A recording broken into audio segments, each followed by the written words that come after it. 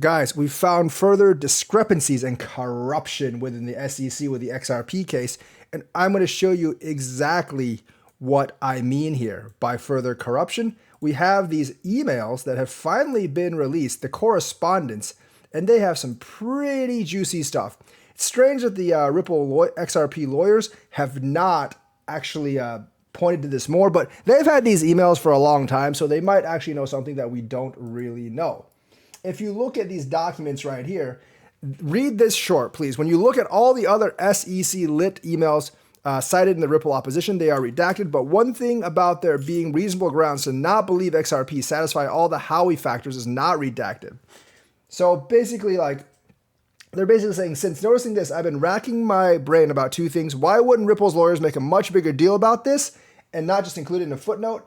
And how did I miss it before today? So the thing is, there might be some more caveats around it, and it actually could be a third party that's actually saying these things and not the SEC itself. And what they said is there are reasonable grounds to conclude that XRP does not, let me repeat that XRP does not satisfy all the elements of the Howey analysis and therefore is not a security for the purposes of federal securities laws.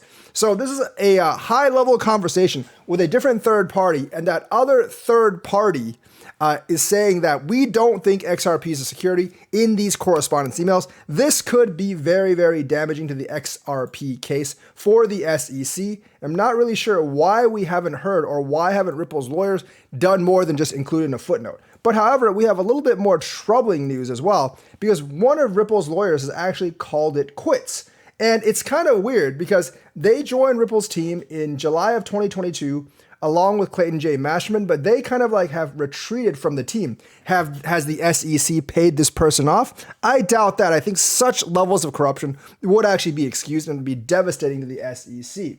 But what we do know is that this guy has filed a motion to withdraw from the case, which is weird if Ripple was in a great position to actually win, because you don't withdraw from a case like this when you're about to have glorious victory.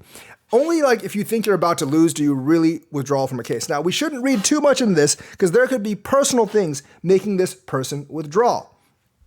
So the thing is, Kim's sudden exit has thus left many questioning what it could imply about the ongoing case.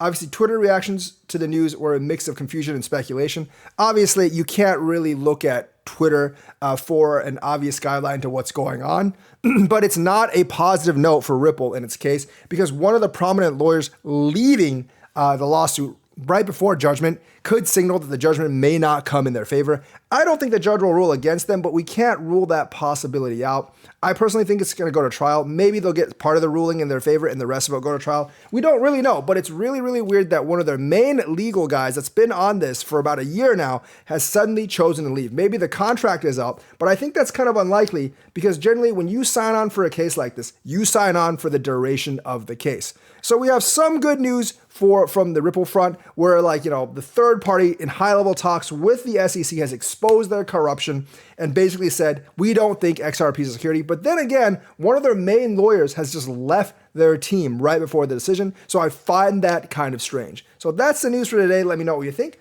What do you think the implications are? And I will see you guys later.